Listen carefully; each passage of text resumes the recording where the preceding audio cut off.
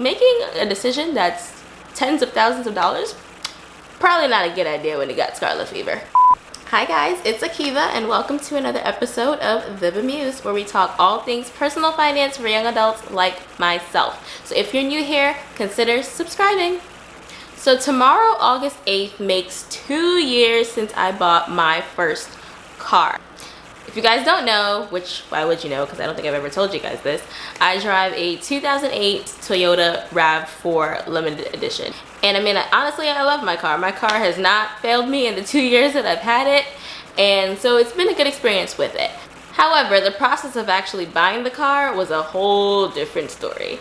I did pretty much every wrong thing you could think of when buying my first car. So today, in honor of the anniversary of buying my first car, I wanted to share with you guys some first-time car buying mistakes to avoid.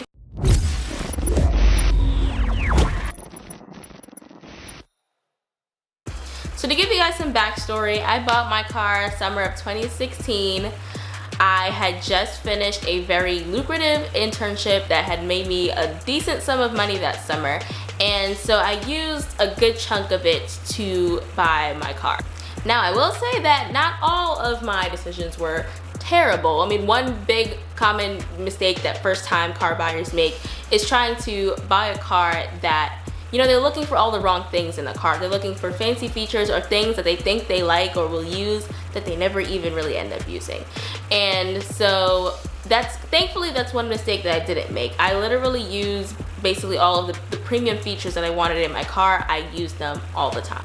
But essentially I needed a car because I was going into my senior year of college, and I knew that I was going to be living off campus that year, so I would need a way to get back and forth without having to depend on other people to transport me from place to place. That's just not the life I wanted to live. And so I knew that I needed to get a car. And also I knew that in a year, my goal was to go to school out here in Massachusetts. Mind you, I hadn't even applied yet, I hadn't even gotten in yet, but I was claiming my faith that I was going to school in Massachusetts where they get a lot of snow. So I was making sure that I bought a car that had four-wheel drive so I can handle the snow out here. And look how that turned out. So thankfully I didn't buy a car that had uber fancy features or things that I genuinely didn't end up using. But that is a very common mistake with first time car buyers.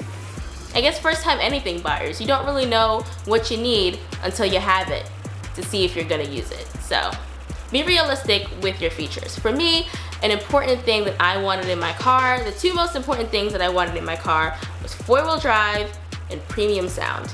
If you're a music junkie like I am, make sure you comment below and let me know. Like, if you're the type of person that listens to music from your phone speaker all day, I can't trust people like that.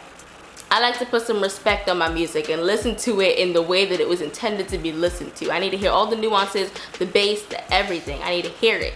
So what was really important to me was that premium sound. And honestly, I'm glad I did, because literally I can pretty much count on one hand the amount of times I've driven without listening to music. Literally on one hand. I'm always constantly playing music in my car. But that did come at a pretty penny. And so I didn't have enough cash to buy my car outright like I intentionally thought I would. And so I did end up financing my car. I bought my car at a dealership in New York, and yeah, it was just an interesting experience. And so everything kind of goes downhill from here. So another first time car buyer mistake that I definitely fell into was not researching the value of the car that I was buying. Like, looking back, it's like, what in the world was I doing?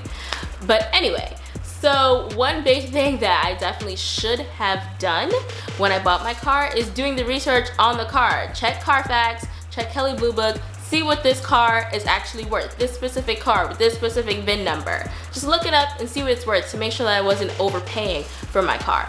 Like I said, I did buy my car at a dealership, so definitely there was gonna be a little bit of a price premium there. But I needed to make sure I wasn't overpaying. So thankfully, what I paid for my car, I paid I think about $12,000 for my car.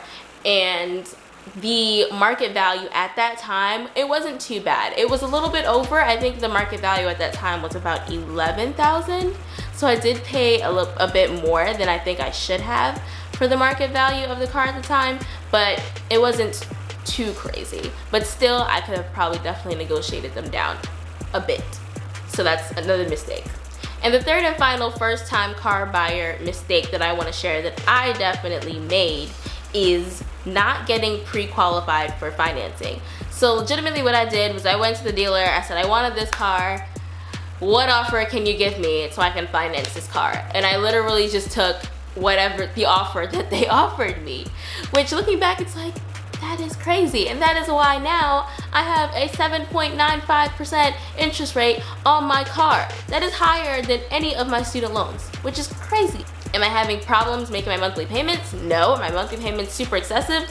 No. But that doesn't mean that that's what I should be paying every month for my car. So if I had negotiated the base price down a little bit, and if I had, gotten pre-qualified for financing, looked at other lenders, I probably could have saved myself a whole lot of dough. Now, let me talk about a couple of ways that I have tried to remedy the mistakes that I've made. So right now, basically my goal is to not be underwater on my vehicle. And underwater simply means I don't want to owe more than my car is worth. So if my car is worth $10,000, I shouldn't be owing more than $10,000 on my car, because then I have no equity in my car. Like, it's just underwater. That's the term for it. And so what I do right now is I keep checking on my car value periodically. Now, thankfully, I use Carfax and sites like that to look at the value of my car and make sure I'm not underwater on that, which I'm not. Thankfully, I have about $2,000 worth of equity in my car, which is great. So it means that means that if I sell my car today, I should be able to profit $2,000 based on what I owe on the car and what it's worth today. If you see that you're either underwater on the value of your vehicle or your interest rate is super, super high like mine, another remedy could be to try to pay down that debt faster so that you're not throwing away more money in interest, which is something I've actually done before. I've put like a little bit of a lump sum onto my car payment so that I can kind of get that down a little bit. So even though you make mistakes, there's still hope at the end of the day.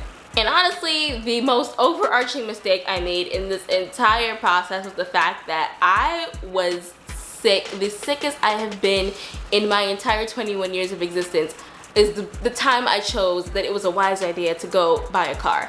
Literally, I was so sick I could not even drive my own car home. My mom had to drive it home for me. Like, I had inserted a picture here. I'll decide if I want to insert a picture here because you don't even want to see what my face looked like that day that I was in the dealership. I looked crazy. The weekend I bought my car, I actually contracted scarlet fever. Long story, not gonna get into it today. But point is, I looked like death, I felt like death, and I decided to make this huge financial decision while I was like sick on my deathbed. So, that's maybe not a common first time car buying mistake, but definitely a mistake that I made. So, making a decision that's tens of thousands of dollars, probably not a good idea when you got scarlet fever. So I hope you guys enjoyed this video. Hopefully it's helpful to you guys that are out there looking to maybe buy your first car. Maybe it's not your first time buying a car, but you're trying to make sure that the next car you buy, you do it right. And so these are just a couple of common pitfalls that definitely I fell into and a lot of other people fall into when they're trying to purchase a vehicle. Thank you guys for watching, and I will see you guys next time. Bye!